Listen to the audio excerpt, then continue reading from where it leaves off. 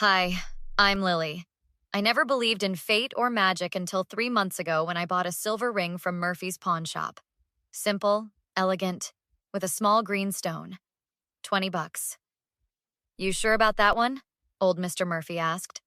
Had it for years. Nobody ever buys it. They all say it feels weird. Weird how? Can't explain it.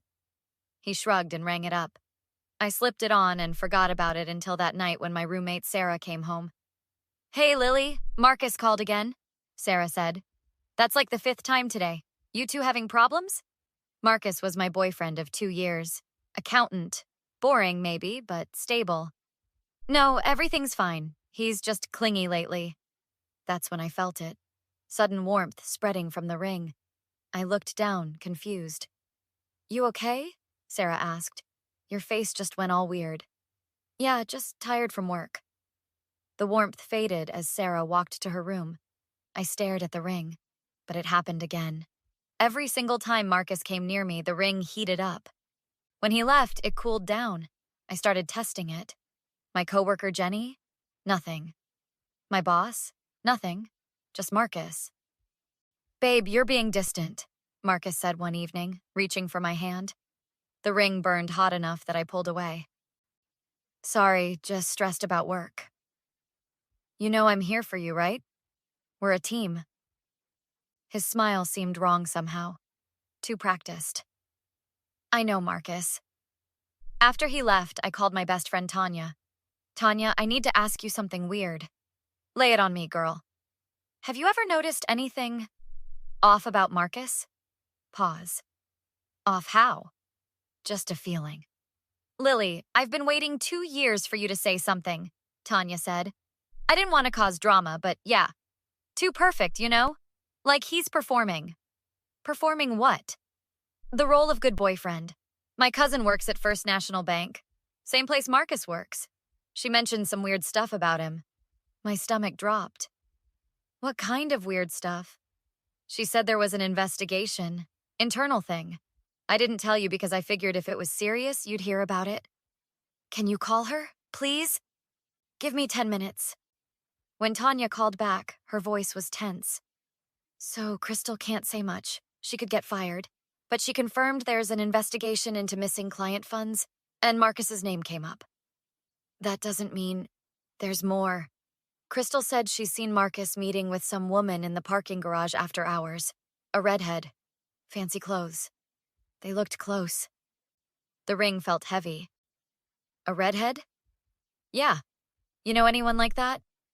Marcus's ex-girlfriend, Victoria, the one he claimed he hadn't spoken to in years. Lily, you still there? Yeah, Tanya, I think I need to do some digging. Want me to come over? We can Nancy Drew this thing. Yeah, that would be great. An hour later, Tanya sat on my couch with her laptop. So I did some Facebook stalking, Tanya said. Victoria's profile is mostly private, but her picture changed 2 months ago. Want to guess what she's wearing? What? A diamond bracelet. Really expensive. And her status says she's traveling the world now. Paris, Italy, Spain. That's a lot of money for someone who is working retail. Maybe she got a new job? Or maybe someone's funding her lifestyle. The ring grew warm. Sarah emerged from her room. Hey guys, what's going on? Sarah, has Marcus been over when I'm not home? I asked suddenly. She froze. Why do you ask? Sarah, has he? Once or twice. He said he needed to grab something. I didn't think it was a big deal. When was the last time?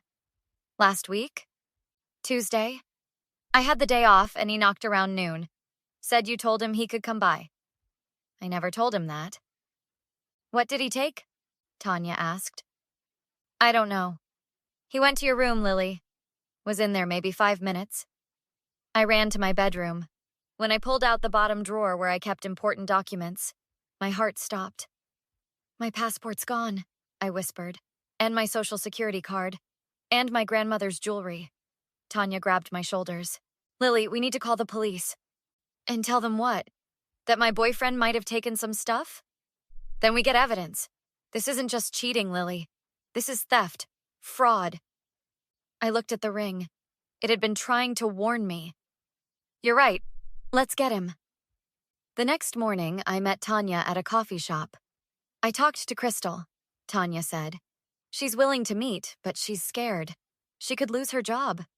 When? Lunch today. Diner near the bank. Crystal was a nervous woman in her 30s with kind eyes. I really shouldn't be doing this, she said. But Tanya's family, and what I've seen, it's not right. What exactly have you seen? 4 months ago, our audit team noticed discrepancies. Small amounts, a few hundred here and there, from high net worth client accounts. Elderly clients mostly. And you think Marcus is involved? Crystal leaned in. I know he is. I've seen him accessing those accounts. He's smart, but I work in IT. I see the digital footprints. He's not working alone. Victoria. I don't know her name, but yeah, a redhead. She comes to the bank, claims to be a client. But I ran her through our system. No accounts. What are they planning? Tanya asked. 2 weeks ago, I heard them in the parking garage. Marcus said, once the paperwork goes through, we're set. Then we just disappear. And she said, what about Lily? And he laughed and said, she won't even know until we're gone. My hands clenched. Paperwork? Has Marcus had access to your personal information? He took my passport and social security card last week. Crystal's face went pale. Lily, I think he's opening accounts in your name. If he's planning to disappear with Victoria, they'd need clean credit lines. So he's stealing from the bank and committing identity fraud? Worse, if he's been moving stolen money through accounts in your name, when the bank discovers the fraud, they'll be looking for you. Tanya slammed her hand on the table. What do I do? Report it, now, but you'll need evidence. Can you help? I took photos, security logs showing Marcus accessing accounts after hours, screenshots. She slid her phone across. I stared at the images. Proof of Marcus's theft. Crystal, thank you. One more thing. I overheard Marcus yesterday. He said everything would be finalized by Friday. That's 3 days. After Crystal left, Tanya and I sat in silence. We need more, I said.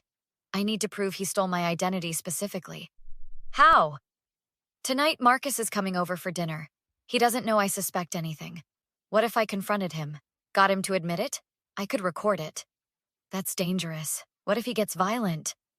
Then we have you and Sarah there, hidden. Tanya shook her head. I don't like it. Neither do I, but we're running out of time. If he and Victoria disappear Friday, I'll be left holding the bag. Okay, but we do this smart. Sarah and I will be in your bedroom. You keep your phone recording. If things get dangerous, we call the cops. Agreed. That evening, Sarah and Tanya hid in my bedroom. My phone recorded. The ring burned hot when Marcus knocked. Hey, babe, he said, kissing my cheek. Something smells amazing. Just pasta. Marcus, can we talk? Sure, what's up? Where do you see this going? Us? He smiled. I see us together, maybe married someday. Why? I love you. You know that? Of course. I love you too. The ring burned hotter. He was lying. Marcus, I need to ask you something. Be honest. His smile faltered. Okay. Have you been to my apartment when I wasn't here? What? No? Because Sarah said you came by last Tuesday. His face changed. Fear. Oh, right. I needed to grab that book. You didn't take a book. What did you take? Lily, what is this? Answer the question. He stood. I don't appreciate this. I came here for dinner and you're accusing me of stealing? Did you take my passport? Silence. Marcus, did you take my passport and my social security card? Babe, listen. Don't babe me. Yes or no? It's not what you think. Then explain. He ran his hands through his hair. Victoria needed help. She's in trouble with some bad people and needed to get out of the country fast. I was just helping an old friend. By stealing my identity? I wasn't stealing. I was going to put everything back. When? After you and Victoria disappeared with the money you've been stealing from the bank? His face went white. Who told you that? I know everything, Marcus. The stolen funds, the accounts in my name. The plan to frame me. He stepped toward me. The ring felt like fire. Lily, you don't understand. This wasn't supposed to involve you. You're destroying my life! We can fix this. No, I'm calling the police. His expression changed. The mask dropped, cold and angry. You're not calling anyone. Marcus moved toward me. The ring blazed. Don't come any closer, I said, holding up my phone. I've been recording, and I'm not alone. The bedroom door flew open. Tanya and Sarah rushed out. Back off, Marcus, Tanya said, phone raised. We heard everything. He looked between us. You set me up. You set yourself up. This is over. You think they'll believe you? I'm the golden boy at First National. I have evidence, bank records, security footage, your theft. And now, a recorded confession. That recording won't hold up. In this state, only one party needs to consent. That would be me. His face reddened. Lily, please. We can work something out. I'll give everything back. Like you pretended to love me? I do love you. This thing with Victoria, it's complicated. Stop lying, the ring knew. Every time you came near it burned.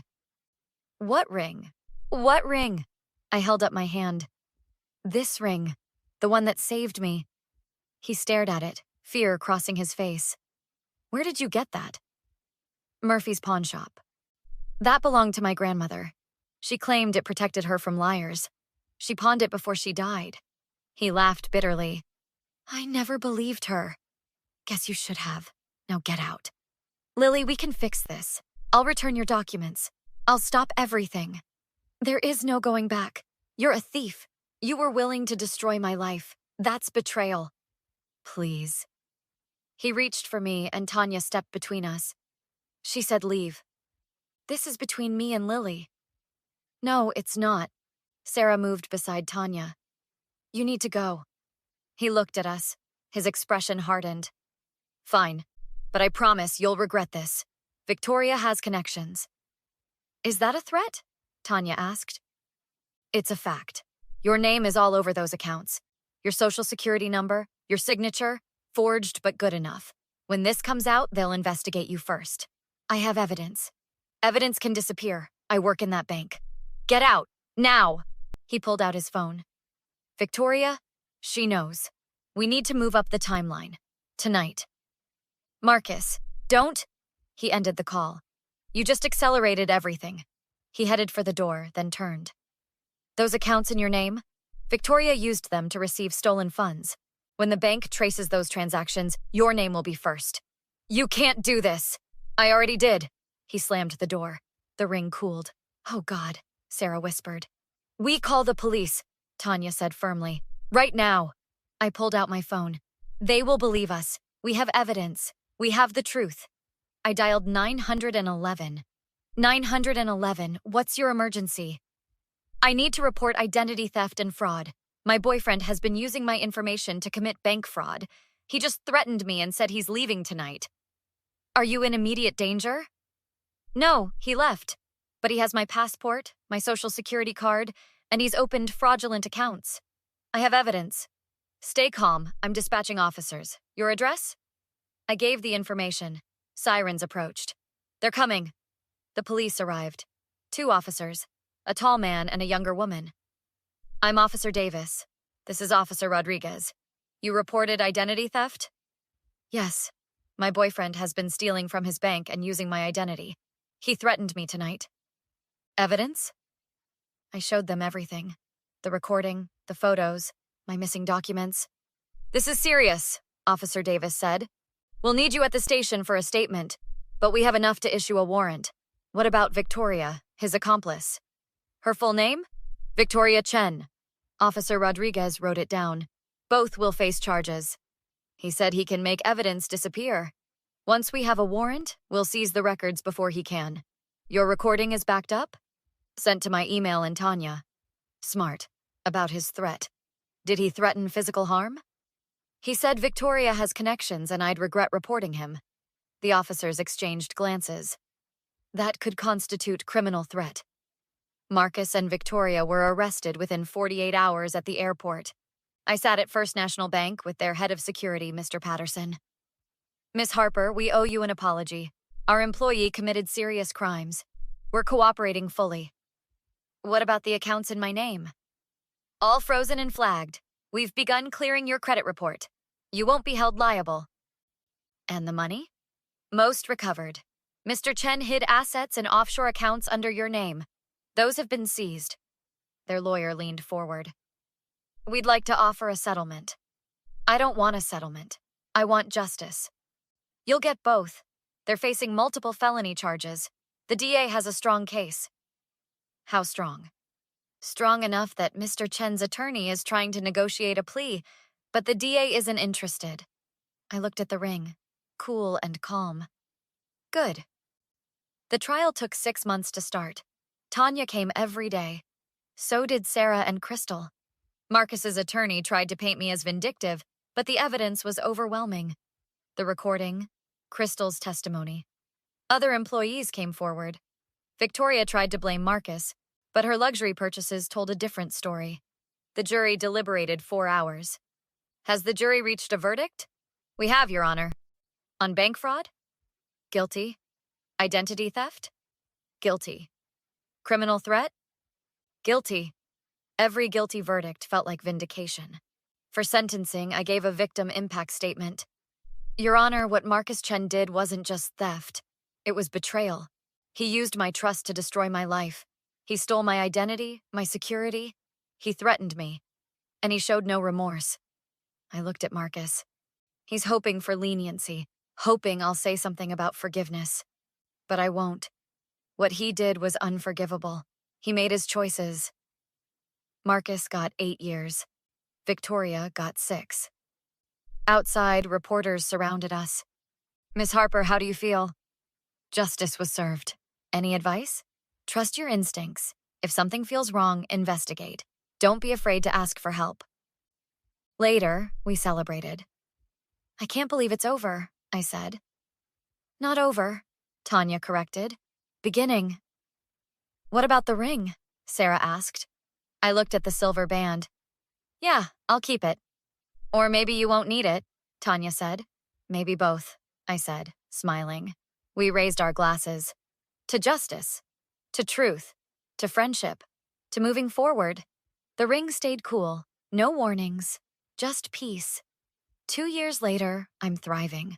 New job, new apartment. Marcus is still in prison. Victoria, too. But I still wear the ring. It's a reminder that sometimes the universe gives us exactly what we need. So what do you think? Have you ever had an instinct about someone that turned out to be right? Let me know in the comments. And if you enjoyed this story, please like, subscribe, and hit that notification bell for more revenge stories where justice wins.